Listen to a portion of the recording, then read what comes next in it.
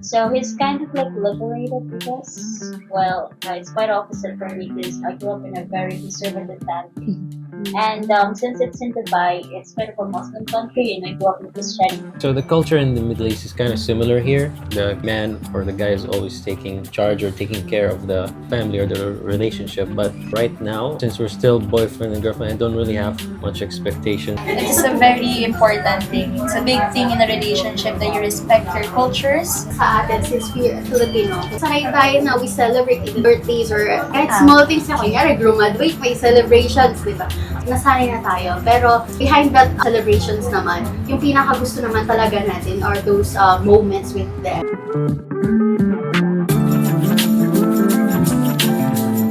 Great day. A great heart. You are here with us listening to Love without borders. Real Stories, Pure Love. A great day indeed. Kasi our episode will be something wonderful and full of love. But before that, let me introduce myself. I am your host, Asian Heart.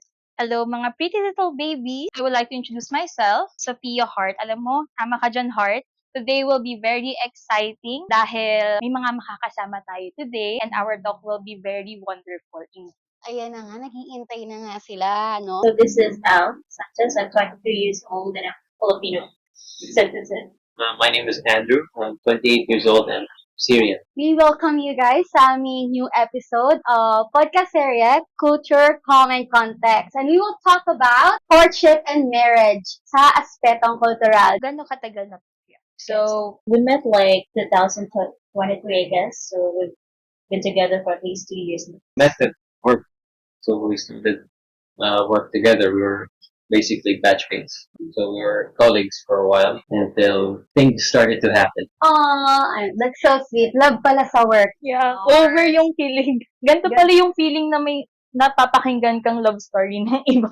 Ayun na nga, hindi pa tayo nag-start pero kinikilig na agad si Part. So, anyway, let's go. And this one will be something with twist. Kasi Miss Maureen and Mr. Andrew, no, we asked them to bring their favorite thing mula sa kanilang togetherness or their relationship. At ito ay something with meaning. So yeah, he's not really expressive when it comes to dating. Before we were dating. So he's always like bringing me chocolates every day.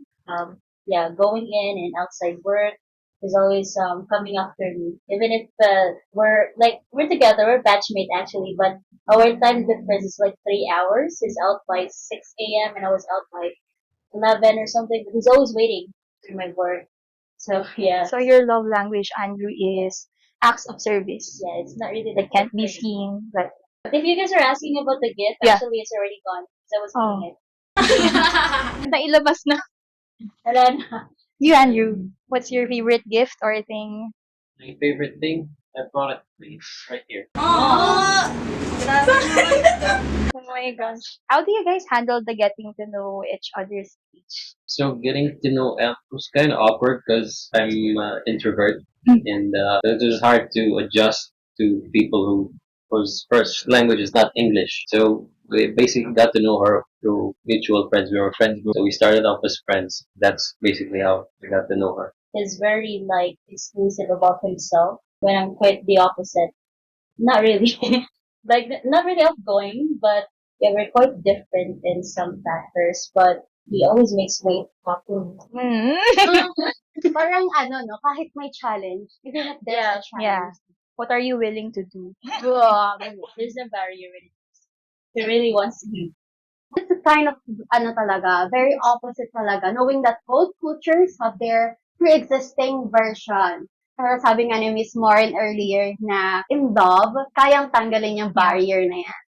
Ganun yun. And look at you guys, you're still going strong and longer. Since nga yung usapang cultural naligawan na rin natin dito, how do you ensure that both cultures are acknowledged and respected in practice? So he grew up in Dubai like for at least 25 years before he went here in the Philippines. So he's kind of like liberated, I guess. Well, it's quite opposite from me because I grew up in a very conservative family. And since it's in Dubai, it's kind of a Muslim country and I grew up in Christianity. So how I introduced to him, actually, he always, before, do you remember? was always on the ninth floor. I was reading like a book. I don't know if you forgot about it. The Bread of Life. It's a Christian book. Yes. Yeah, it's about something about the church. And then he was always coming up to me, trying to talk to me. But I didn't want to talk to him because I want to focus on my book. So I started to notice every day that I was reading that book and he started to ask me if he can go to my church, even if it's very, very different from what he has before. He never been to church. Yeah, Okay. that's actually the starting point. So you're the one who introduced him to Christianity. Seems like.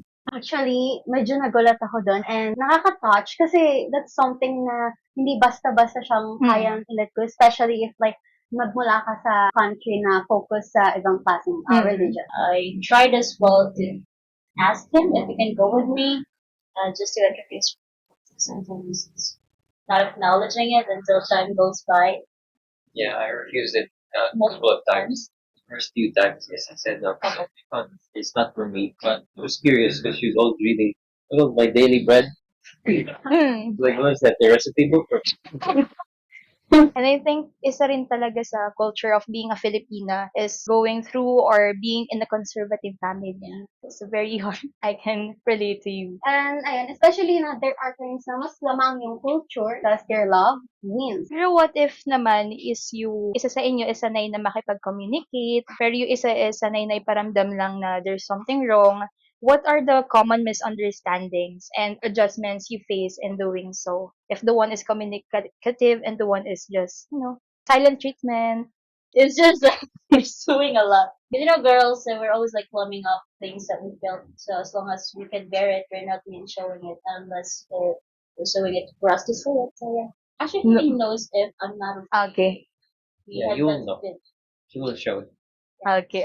So yung mga Filipinos kasi medyo collectivist sila. Their strategy when it comes to filling themselves up is, ayun nga, katulad na parang somehow minsan, Yes. parang iniisip Really deep. mo yung ano Okay. yung kalagay ng isa and the other one is something na ina-express nila fully. So, sino parang sa inyo yung express fully and then the other one is, sige, kikimpimin ko muna. Yeah, even though we're from different languages. I am Bisaya. Bisaya too. So he's also like Arabic. So his second language is English. Mine is second language is English as well. Kasi mulang din ako sa Tagalog.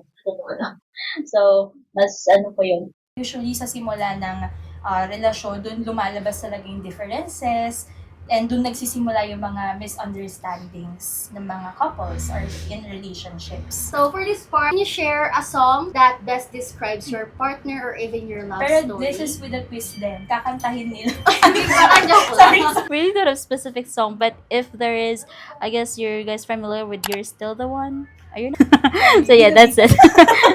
Anyways, now that given your different cultural backgrounds, are there certain roles or expectations in your relationship about what a boyfriend or girlfriend should be like? Yeah, it actually does. So guys, being relationship like a boyfriend or a girlfriend, it should be like a preparation to the next level. And you know what's the next level is always be is gonna be building a family, building a good marriage. So what I expect him to do is to be a good leader. Yeah, the one who my family can rely on in every aspect. So the culture in the Middle East is kind of similar here. The man or the guy is always taking charge or taking care of the family or the relationship. But right now, since we're still boyfriend and girlfriend, I don't really have much expectation for Elle. I'm not expecting her to do anything specific. For now, her loyalty and her faithfulness. I am. I know. It's a very sweet naman. It is a very important thing. It's a big thing in a relationship that you respect your cultures, your beliefs between you. Actually, nagkakaroon kasi ng conflict kapag ka magkaiba yung culture when it comes to going to lead ba. Kasi there are country na, kumbaga parang, they should be equal. Yeah. Man would not lead the relationship. Kasi dapat equal both naman sila. Curious din kami sa napag-usapan na rin natin yung mga roles in a relationship, being a leader, being a follower. How do you guys celebrate milestone in relationship? Do you celebrate monthsaries, anniversaries? So for monthsaries or anniversary, we don't really celebrate that, to be honest. Because the only milestone we're gonna celebrate is get married. Oh my gosh. That's the future. What? That's the only milestone that Yeah. matters. Even anniversaries, you don't celebrate. Yeah, actually, just the background. So Andrew is my first boyfriend ever. So we really don't. I don't have anything like a past thing, so I really don't expect anything. And also, we're very exclusive when it comes to our relationship, so we're not really like celebrating like milestone or anything, because being with him every day, or It's a nice. so yeah, it's just milestone. And he's always surprising me, guys. Like sometimes it's my day off, or it's his day off, and it's just gonna show up to work bringing cakes and flowers. So like every day is a milestone actually. So it doesn't have to be specific date, as long as you're being with your loved ones. Smallest things are the biggest thing. Yeah. Dahil sabi niyo nga kanina, there's no any kind of like celebrating Yeah, every day is a Mm. milestone for you. Actually, it's kind of new for me, but I think that's also a good one na yung good new perspective ko baga. Ganun ba yung paniniwala mo sa Paano yan? Ano? Lagi bang dapat sineselebrate yung monthsaries, yung anniversaries? Do you have to greet each other? Siguro hindi naman, pero kumbaga kasi parang sa atin, since we're Filipino, sanay tayo na we celebrate even birthdays or kahit small things na kunyari, graduate, may celebrations, di ba? Nasanay na tayo. Pero behind that celebrations naman, yung pinaka gusto naman talaga natin are those moments with them. Yeah. So if like their moments is parang kasama na sila and then parang nagbibigay na sila ng love for each other. So let's take a peek in their future, no? Kasi diba, relationship isn't just a past and of course in the present. It's also about building something together. Agree ako dyan, Heart. So, kaya nga we asked them to bring or show us a photo that symbolizes their vision as a couple.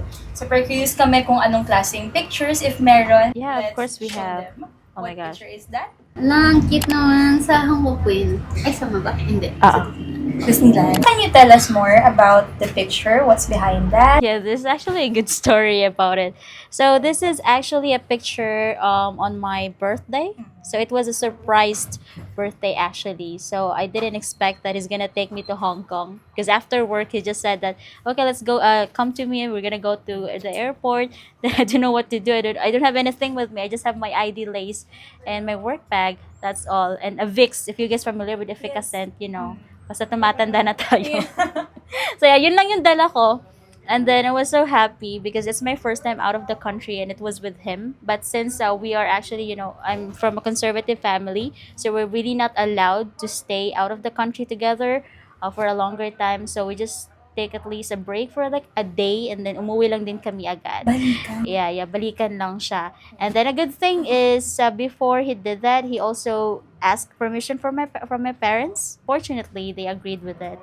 So basta uwi lang talaga agad. I really don't know, but I was so happy with that because it's the first time being treated as a Disney princess. Aww. How do you what's your take about that? Yeah, it's first time you're treated as Disney princess, won't be the last.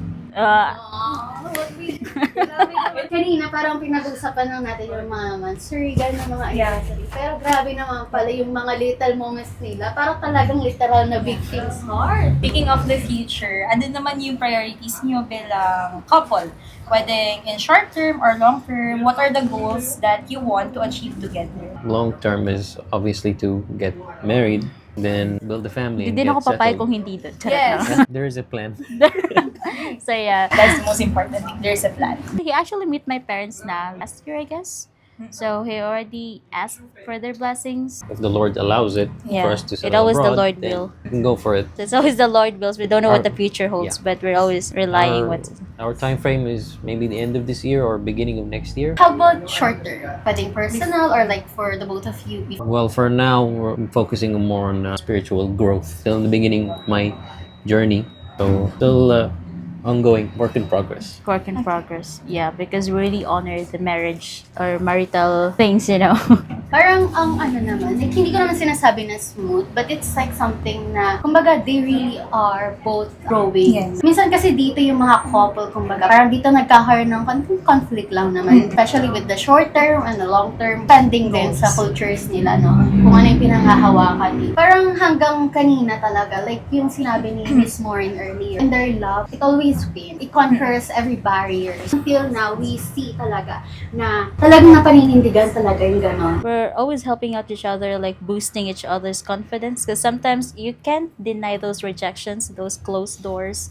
If you want to do something, and if it's not for you, it's not really meant for you. But if it is, it will come in the easiest way. It's really admirable. And I think that's the best thing about a healthy relationship na nagkakasundo kayo and nire-respeto niyo yung isa't isa, yung culture and beliefs of each other. Grabe naman, no? Nakaka-touch. And that was really such a meaningful conversation. And it's amazing how much culture plays a role, not just in how we talk, of course, but in how we love, argue, plan, and even stay silent. Love wins over marriage, Yes. no matter what. Realizing that something or sometimes it's not that nationality yung maghihinder or magiging barrier sa relationship. It's the love that will overcome. So today we touched the half-sweet dimensions that where we saw how expectations about roles and decision making differ across culture. But again, despite those expectations, they make adjustments, para mas matugunan nila or mabigay nila kung ano yung role na kaya nilang ibigay doon sa partner nila. And I think that's something that's really admirable. Yes, and then we explored Hall's context model, realizing that sometimes what's not said speaks louder than words. And finally, of course, we think Home is work theory, no? They help us understand why we sometimes avoid conflict or change how we say things just to protect the relationship. And they were really a great example of that because they work together. Yun yung part na, pasok dun sa theory na yun. Kasi parang yung sa theory na yun, yung isa is something na, kumbaga, avoidant when it comes to situation. Tapos yung isa naman is parang direct, or like, we'll always try to pursue the other. But both of them pursue each other. And I think that's something that's really, really good. Whether you're in a cross-cultural relationship or just trying to understand your partner or people better, this series reminds us that communication isn't just about language, it's all about empathy. And love. Thank you everyone listening. Reflect on your relationships and what silent expectations are there. How does your culture shape in the way you show love or handle conflict? Thank you for joining us today. Let's keep so much. conversation going about culture, connection, and everything in between. Till next time, thank you for your time. Thank you. so You're much most for welcome, listening. guys. Bye bye.